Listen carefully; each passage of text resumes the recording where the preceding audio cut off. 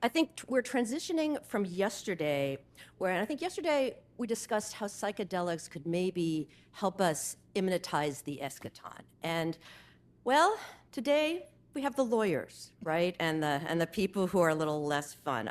So in other words, a more sobering look at psychedelics in the world that is. And so my job here today is to historicize. And let me make this point from the outset. We've been here before. I think there's some reference yesterday to we're in the second psychedelic renaissance. This is actually not true, and that is something that, of course, as law professor, I love to say. Let me tell you all how wrong you are. No, we're actually, that's my shtick, right? We're actually in the third psychedelic renaissance. So I want us to return, all right, so I'm gonna see if I can manage to do I'm totally a Luddite on this. All right, so we see if the slides work. They're just pretty pictures. I want to return to the 19th century, the early 19th century. And that's the time where we were synthesizing many new psychoactive wonders. And I'm purposely using the word psychoactive versus psychedelic, because psychedelic is a much later term. So what were we synthesizing? What were we making in the labs? Well, I have a list here. Okay, ether, morphine, cocaine, heroin, and mescaline. Right? So the five great drugs. And these all had addictive, hallucinogenic, and spiritual tendencies. And I want to actually talk about, in the early 19th century, we had nitrous oxide. That's actually the first psychoactive to be synthesized as opposed to native, sort of traditional stuff. And let's see, is this going to work? All right, very popular with elite. So thank you, 18th century. So I just want to, for a minute here, okay, so this is a very transgressive. So you see either the minister, I think the clergyman, he has his wig off.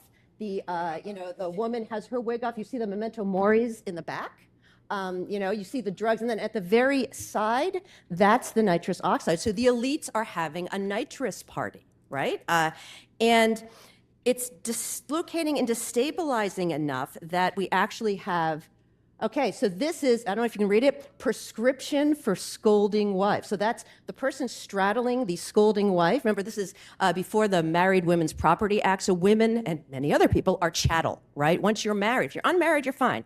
Otherwise, if you're married, forget it, you have no right. So, scolding wife, that's the husband over there. That's obviously a happy wife. And Humphrey Davies is straddling her. I don't know if you can see, it's a sort of a phallic entering of the laughing gas bag. Yeah, so living made easy. Now, I will say, there were there were many dirtier woodcuts. I'm trying to keep it clean for Harvard. No, thank you. You can come to me later, we'll talk. So you might be wondering, well, what were the poor using? Well, gin in England, and then, of course, opiates in America, right? I'll get to that. So by the mid-19th century, in both America and England, we have elites using many psychoactive substances and tying it, I think importantly for this conference, to religion and spirituality. They felt it was therapeutic and opened up dimensions of thought and experience. Tell me if this is beginning to sound familiar.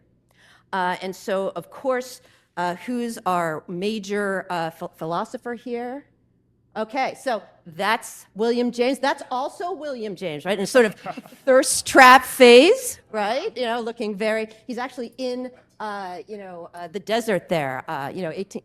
Well, no, I mean, it is, right? And so he sort of infamously, so he wrote a whole thing on Hegel on nitrous. So everyone's using nitrous. And I suggest you read it because he wrote some poetry, and evidently he said that the way to read Hegel is on nitrous, which is exactly what the Joyceans tell you for Finnegan's Wake, except it's alcohol, right? So each page of Finnegan's Wake. So thanks, Mom. This is where my graduate English degree comes in handy, right? I know I'd use it someday. All right, so this is him, and when he wrote The Varieties of Religious Experience, right? Now, he's a Harvard guy, he's psychology, he's philosophy.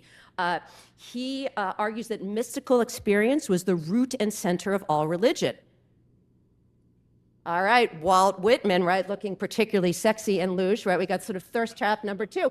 Oh, what's that, right? Well, calamus, right? So that's what he was smoking. I've done a lot of really interesting research, thank you.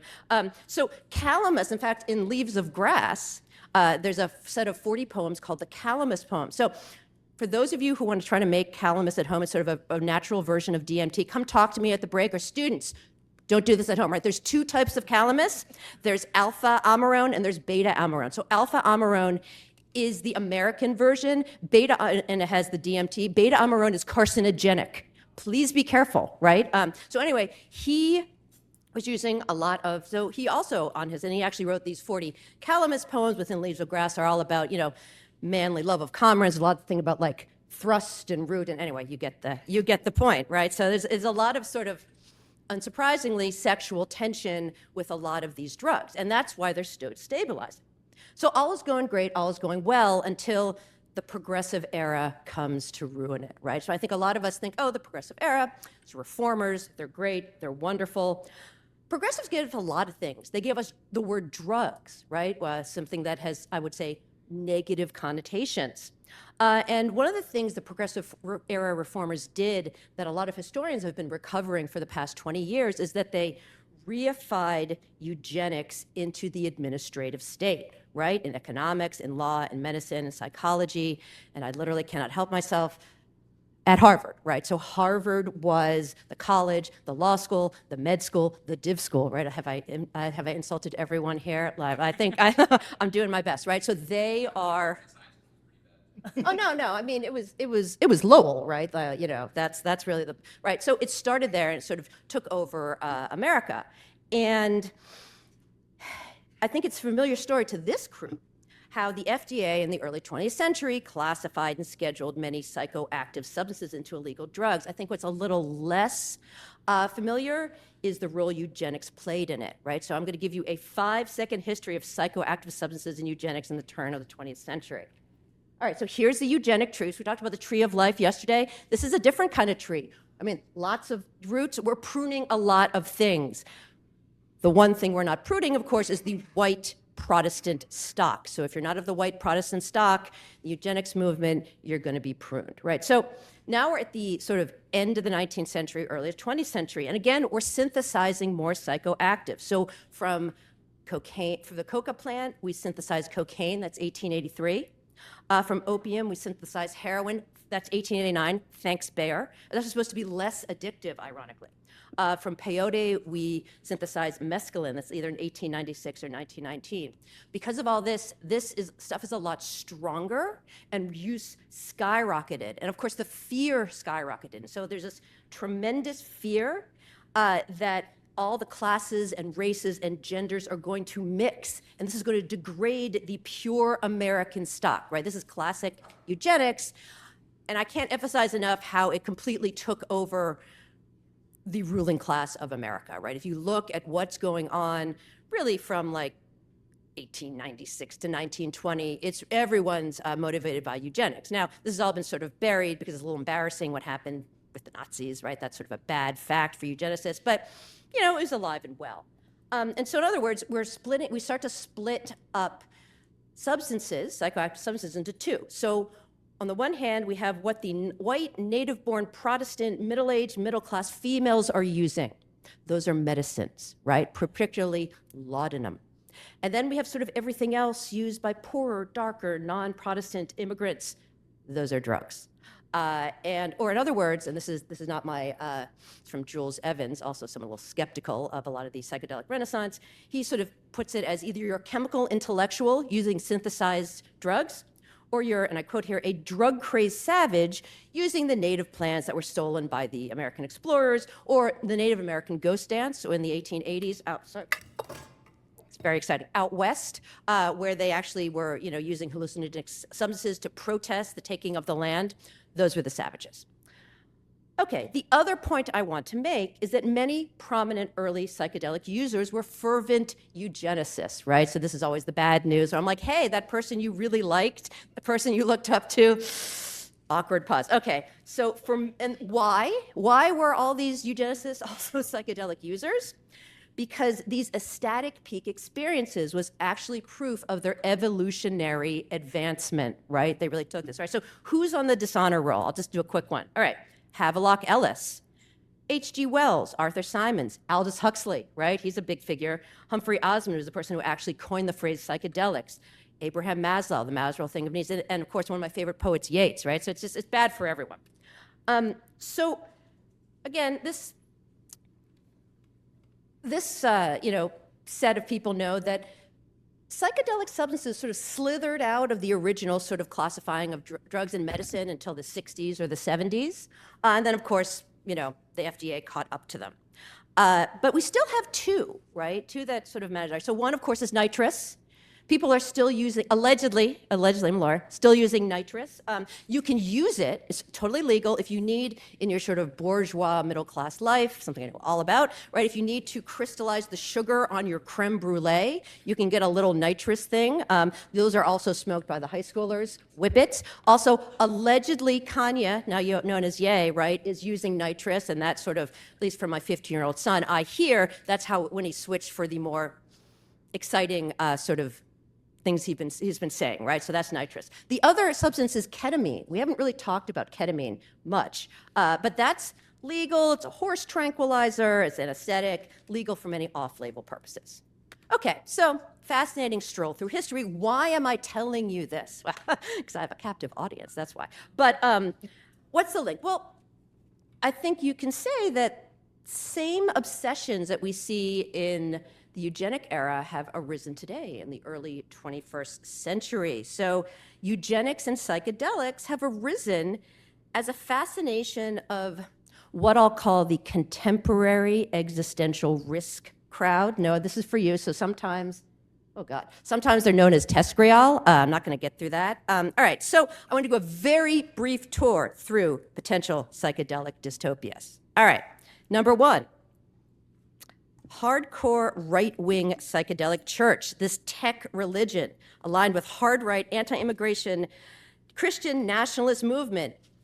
Who am I talking about? Yeah, I'm going to name names here. All right, so allegedly, Peter Thiel, right? Anti-democratic eugenicist, has a psychedelic therapy startup, allegedly microdoses, is very Catholic. He's been openly Catholic.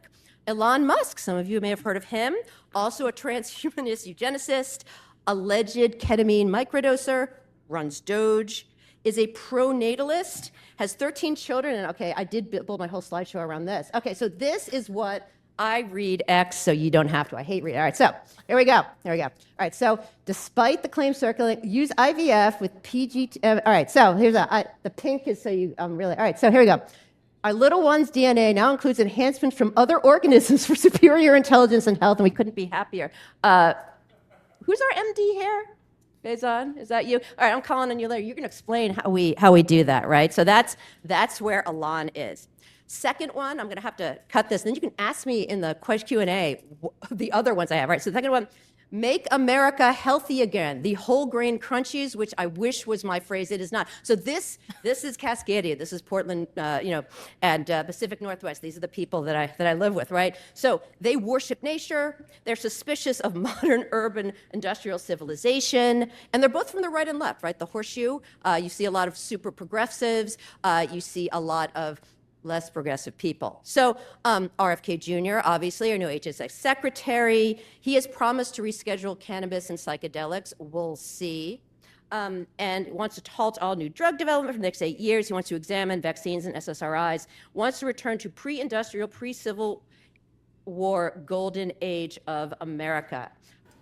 I said there was four. I'm going to talk about one more group, the conspiritualists, right? And they combined the paranoid conspiracism of right wing with a psychedelic new age yearning for spiritual transformation. Who am I talking about? Joe Rogan, Russell Brand, but of course the most famous, the Jake and Jelly, the QAnon shaman who stormed the Capitol. And so I have to say, I did not research the tattoos. I'm a little afraid. So, if anyone wants to sort of let me know. And so he really believes both very deeply in psychedelics, and I want to read this out loud because I want to get it right. The conspiracy of immensely powerful people who extract the blood of babies in order to get adrenochrome and or destroy Donald Trump, an envoy from God to protect planet Earth, right? So this is who we have. I'm not sure I would call it utopian, right? I mean, maybe utopian for him. Dystopian. All right, so it's safe to say there's a shadow side to this nascent third psychedelic renaissance. And so the question is, I think, where do we go from here? And so with my remaining minute-ish, I want to circle back to where I began, which is this 19th century nitrous and romantic poets who were, unsurprisingly, very willing volunteer test subject. All right, so that's Tennyson, that's Southey, and that's Coleridge, and they were all using a lot of nitrous, right? So in Bristol, there were some good times. And again, like psychedelics now, nitrous and ether were really seen as opening up exciting, maybe even earth-shattering possibilities. They would transform both mental health and spirituality, right? So we have sort of the same elite tendency to be like, now we have it, and this is how it's going to go. And I want to talk specifically about Coleridge there. So taking you back to your sophomore high school English class, one of his most famous poems is Kubla Khan. And it's a good poem. It talks about the fears and fantasies of an autocratic dictator. Talks a lot about sex, and also, where is Lila? Ecofeminism, right? I did promise you I'd mention that. For our purposes, though, I want to talk about the last third of the poem, where he gives a strong admonitory note about psychoactive substances.